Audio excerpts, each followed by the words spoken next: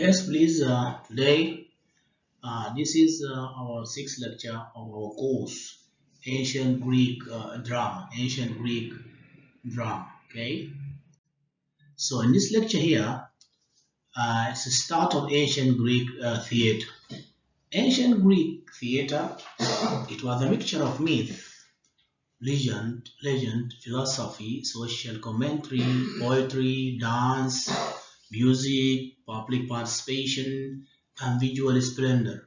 So all this together they compose or they make the mixture of what Greek theater is. It's a combination of all these things together. You can find everything of these in the Greek theater. This is what makes very rich drama at that time because it has to do with the means legend, philosophy, social commentary, which has to do with society, poetry, dance, music. This is why we have chorus in here and singing all the time on the stage. Public participation, they have to do with the public issues and affairs of the society or the community at that time, plus visual splendor because you can see all these things on the stage. You can visualize all these things on the stage. It began as a religious ceremony because at that time, Greek theater, at that time, because it has its themes from the church, this is why it looks like, or it began as a religious ceremony. The theater of Dionysus, which is the god of the wine, was like an ancient Greek theater, an open air auditorium, open air. And due to the lack of adequate artificial lighting, performances took place during the day because they don't have like adequate modern artificial lighting like we do now, right nowadays. Scenes set at night had to be identified as such by the actors or the chorus, the audience, or upon receiving these verbal cues had to use its imagination to show that these scenes set at night. The action of a tragedy normally takes place in front of the palaces, because at that time it has to do with royal family, nobles, and so on. Palaces, temples, and outdoors setting. This seemed natural to the ancient audience because Greek public affairs, whether civic or religious, were conducted out of doors, as was much of Greek private life due to the relatively mild climate of the Aegean area. So this were most of the performances were outdoors or on palaces or temples. So this showed it reflects the natural ancient audience because such affairs at that time, whether they are civic or religious, they were conducted out of those because most of the Greek private life due to that relatively mild climate of the Asian area. They have that sense of that culture of that time. The focused on Dionysus,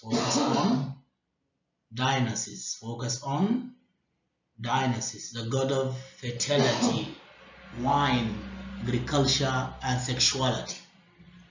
Athenians had an annual fertility festival in March with 1 week of public wine drinking and orgies. Their religious rite was performed as a death rambus,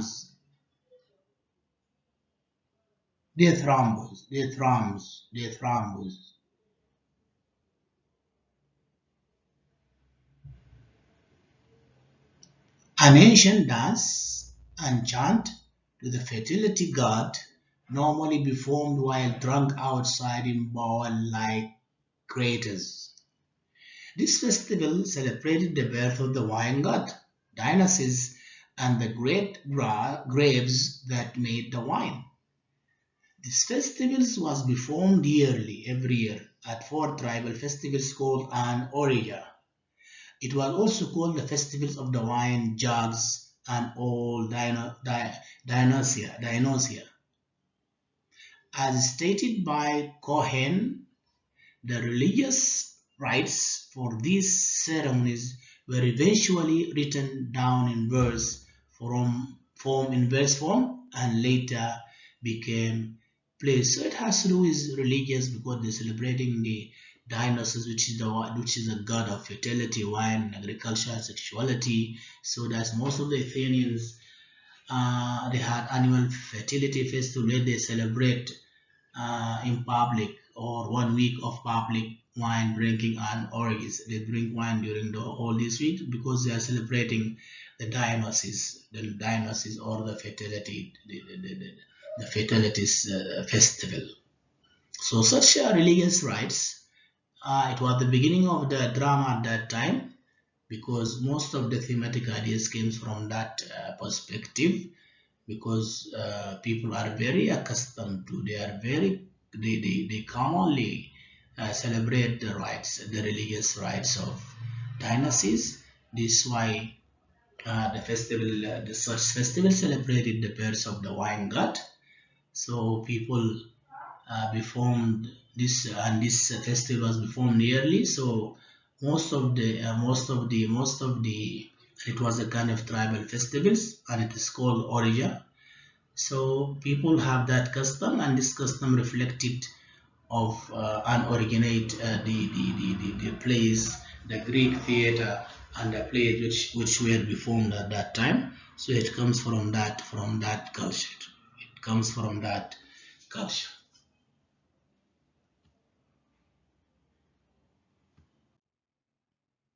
The theme of ancient Greek theater: there is violence, daily life, social and ethical plays, war, murder, lust, and betrayal. So you can find such themes in the ancient Greek theater. Most of the plays they discuss these themes. Parts. What are the parts of the play? An ancient Greek play consists of three major parts. The first part is the prologue, which is a simple speech. Then there was the entrance, the parados. This is the second phase or the second stage of the chorus. Finally, there were major episodes,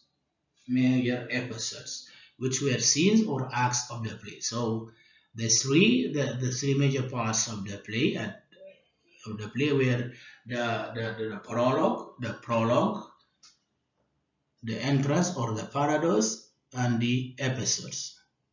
So what are the types of Greek plays? You have comedy and tragedy. You have comedy and tragedy.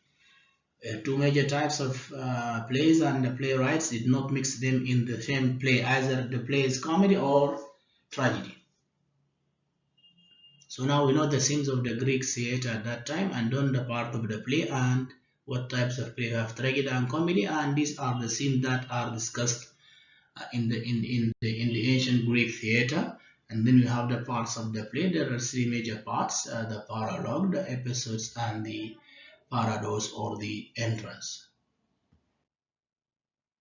And no, comedy comes from the Greek word comedia,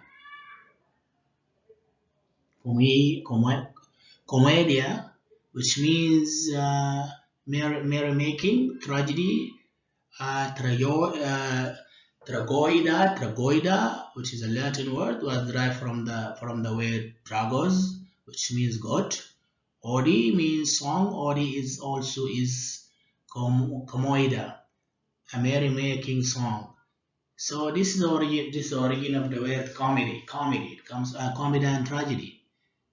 You see the origin the origin of the Latin origin or the Greek origin of the word comedy and tragedy. So chorus members dressed in goat skin because the goat was scared to Dionysus. This is why most of the actors or most of the chorus were in goat skins. And goats were prizes awarded to the best drama. Later, cash prizes were awarded to the winning playwrights and actors, but not enough for the dramatists to make a living doing only theatre. So theatres are like a time they spend that nice time or they spend that time, but it wasn't like a living doing. A living doing, it does not make it a living doing for them. So this is why,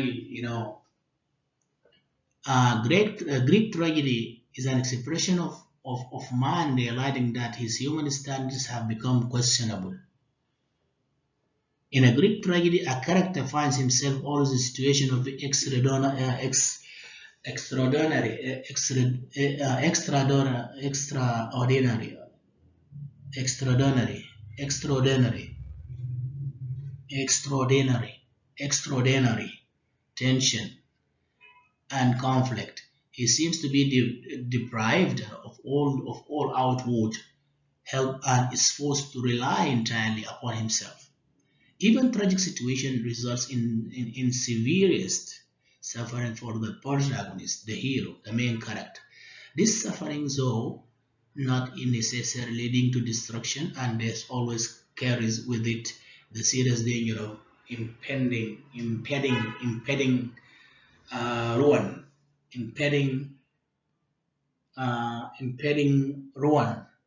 impeding, impeding ruin.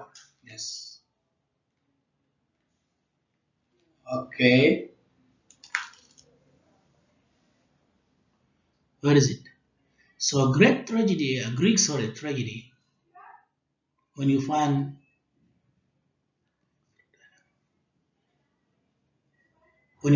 yeah when the main character finds him or herself always in a situation of something extraordinary, tension and conflict. So this is why the series it is being derived uh, or forced to rely entirely upon himself. The tragic situation results in suffering for the protagonist. The main character suffers a lot, and this kind of suffering is not necessarily leading to the destruction or death of the protagonist, but it carries with it the serious danger of impeding ruin.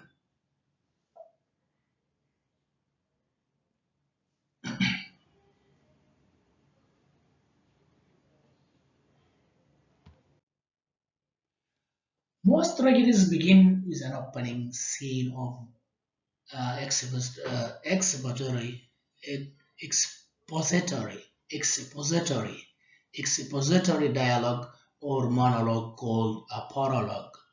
After the prologue, the chorus marches into the orchestra chanting the parodos. Then follows a scene of dialogue called an episode, which in turn is followed by the satissimon, stasimon,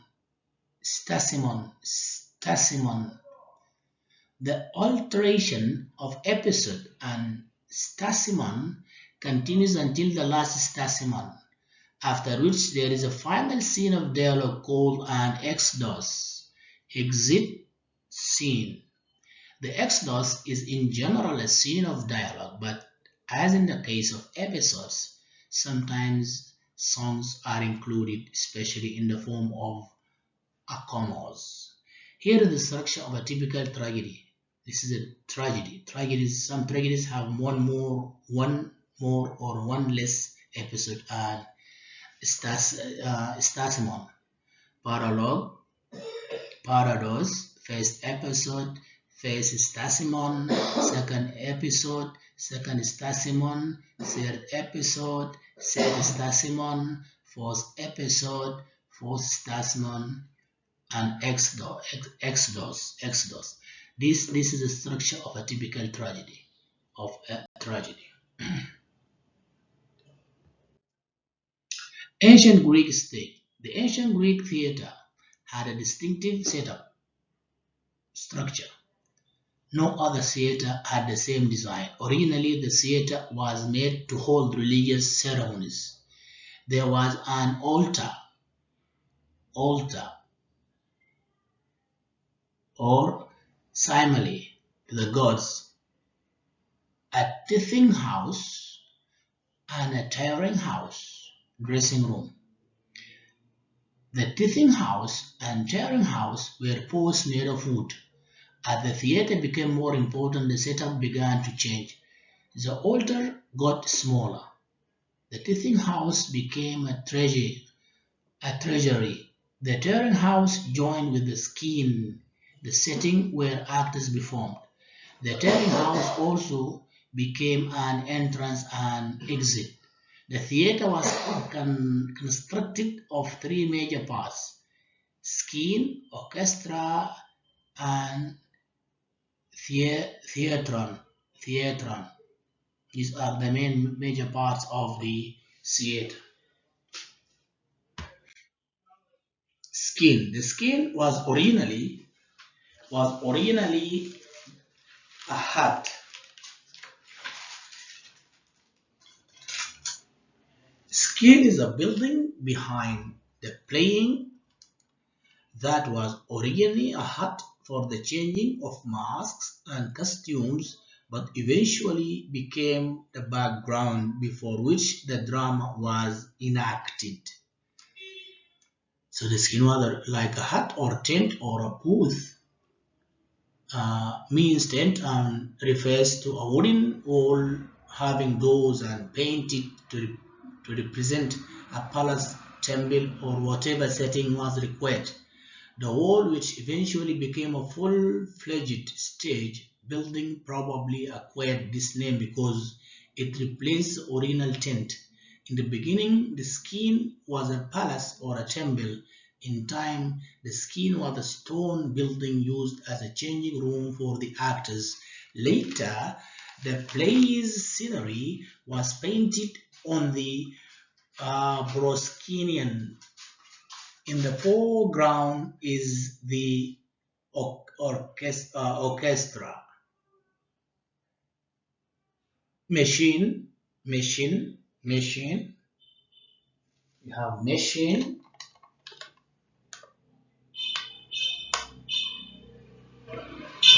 Yes, we have it. Yes, here. Let's see. What is it? This is a mechanical device. A mechanical device.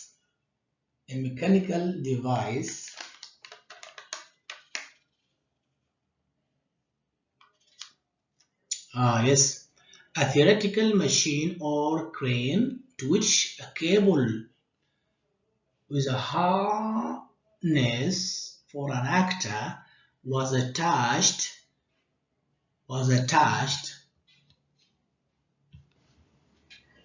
was attached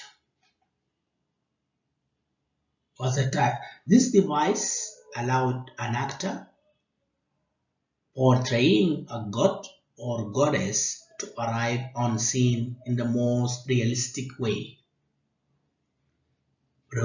possible from the sky. The machine deposited the actor on top of the skin so that he as a deity could address the human characters from an appropriately higher level. This device was not exclusively limited to use by divine characters, those who represent God at that time, but was employed whenever the plot required any character to fly. So machine is a kind of a crane or which lift the character who is going to represent the god because it gives the sense of this is a god from there addressing the whole scene. You know.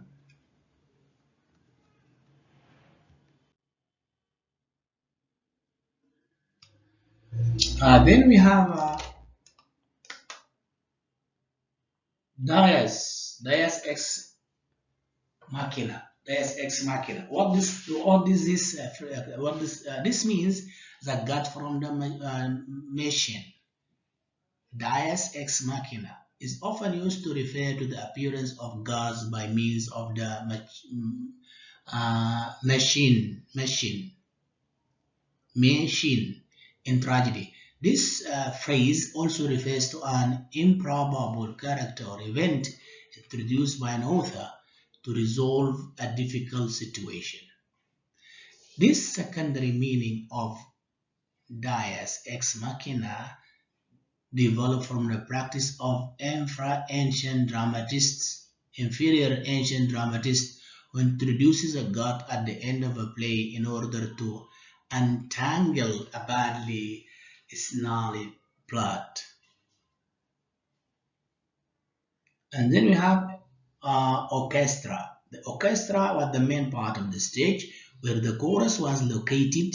Uh, the word the word orchestra was derived from the word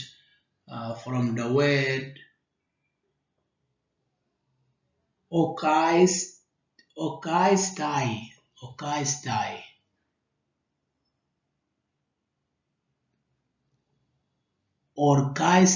orchestai. Literally translated, it means the dancing place.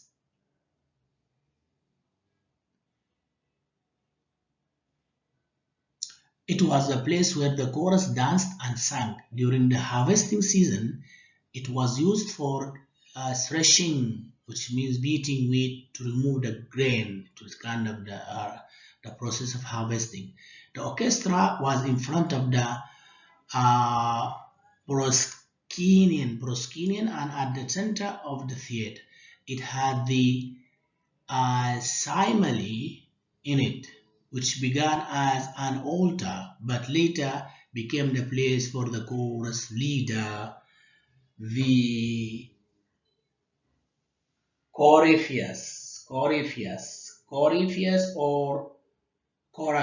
Corypheus or Choragus, which means the leader of the chorus leader. Corypheus, Corypheus or Choragus, to stand.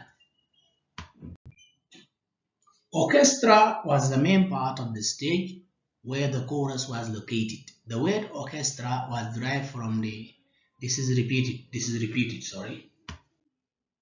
Stage. Some historians say that the stage was originally a rectangle and then became a circle. It was a rectangle and then became a circle. Others say that the stage has always been a circle. The stage was against the back wall. It was a narrow, raised platform like a dais. It was called the uh, Loginian, and was designed so that the actors could be separated from the chorus. The theatron was the auditorium of Greek theater. It was called theatron because of its shape. At first, spectators were sitting around the orchestra. Later, the Greeks started building the wooden at the beginning from stone. Later, uh, theatron, its shape was semicircular, built around the orchestra and divided into two diazoma, the upper and the lower entrances. The way the actor entered the stage also told much about what is going on. For example, in most theaters, there were normally two parados or entrances. If the hypocrites came in from the right paradise, then they had just come from a city or port. If they came in from the left,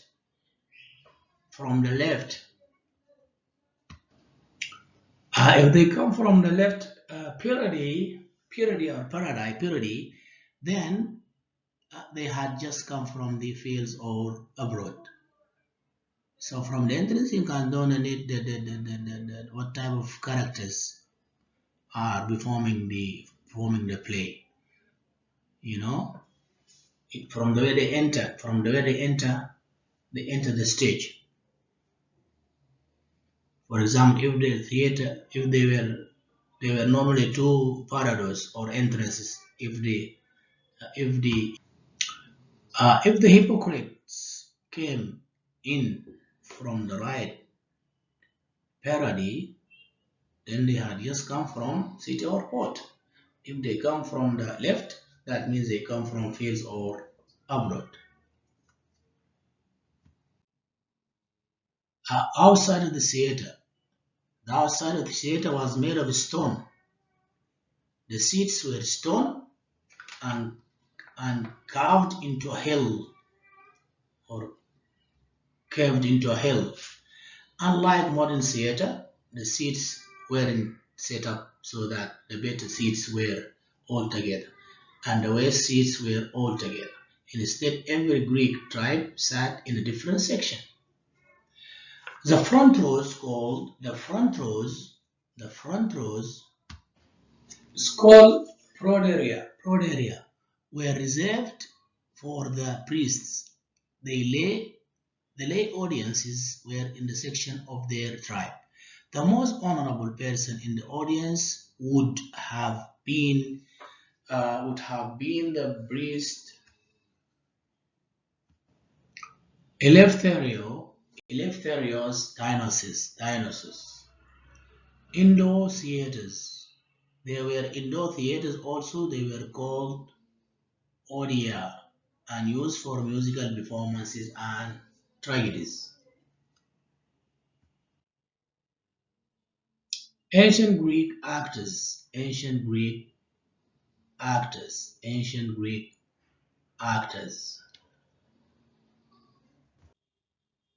These are the main three characters: protagonist, deuteragonist, and tritagonist. These are the most main characters in order of their importance.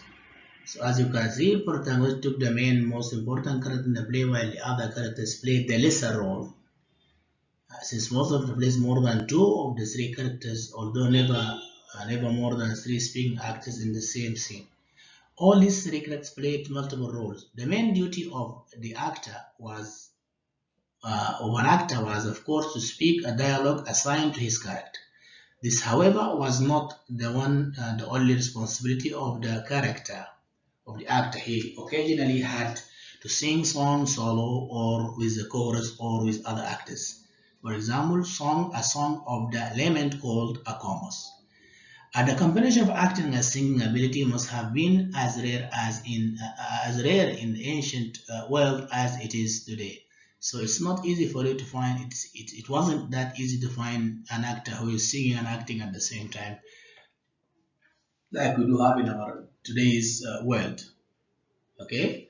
Thank you very much, dear students. This is the end of our lecture, and I hope you good luck and thank you very much.